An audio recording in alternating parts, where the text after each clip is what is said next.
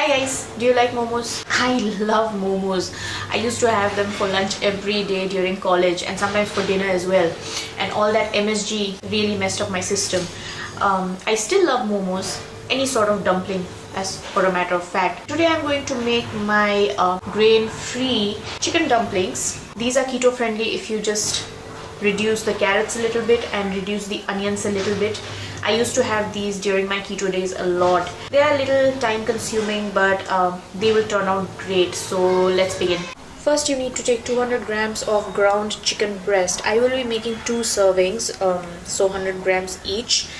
Into that I will add some chopped up cabbage, and this is Chinese cabbage that I'm using, but it isn't necessary. You can use the normal cabbage. In fact, that is what we will use for the skin. Into that I will add 1 medium-sized carrot, about 2 small red onions chopped, and I will grate in a generous piece of ginger.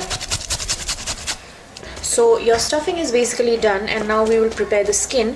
Notice that I haven't added salt yet, and we will not add salt until the last minute, because otherwise the cabbage and the onions will just start leaking water and then it's not okay. So I have a green cabbage out here, and the greener the cabbage the better. And what you want to do is you want to take the leaf out whole.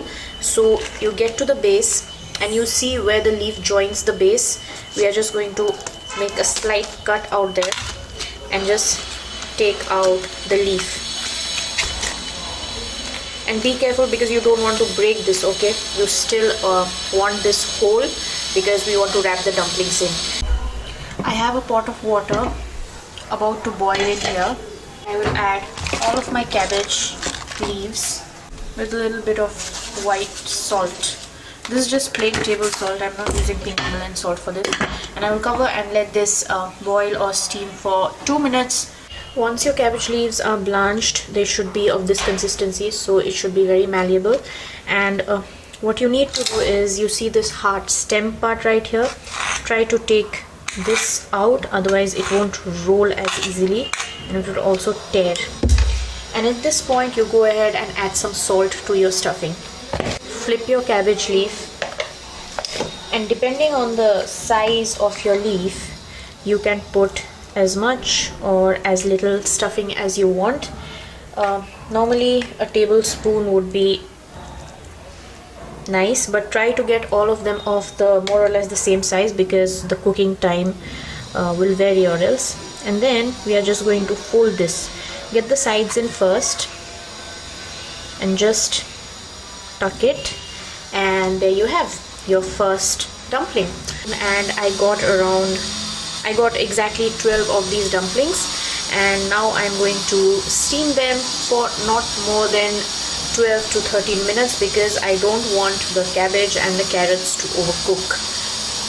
And I also have cooled them down for 10 minutes.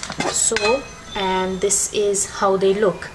For the final step, just set a non-stick frying pan on medium-high heat, and I'm going to add in just about a teaspoon of olive oil in here and place my dumplings. And they really don't take much to brown. Just turn them after like 1 to 2 minutes on each side until your skin becomes a little caramelized, and then these will be ready to serve. So your final dish is ready. We serve our momos or dumplings with a tomato and green chili sauce, and we also serve it with a side of chicken broth. This is just plain chicken broth with a little bit of coriander, onion and ginger. And this is how this dish is supposed to be served at our home. This is how I have always had it. Let's just try this.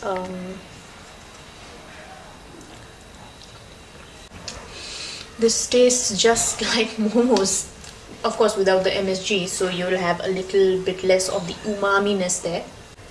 So I hope you liked this video and you try this dish out. You can use different fillings, you can use different types of meat, you can even use fish if you like fish dumplings. So just try and innovate. This is very healthy, gluten free, and it does not use deep frying as well. It is just pan fried. It's extremely nutritious with all the cabbage, cruciferous vegetables, carrots. And until my next video, stay healthy.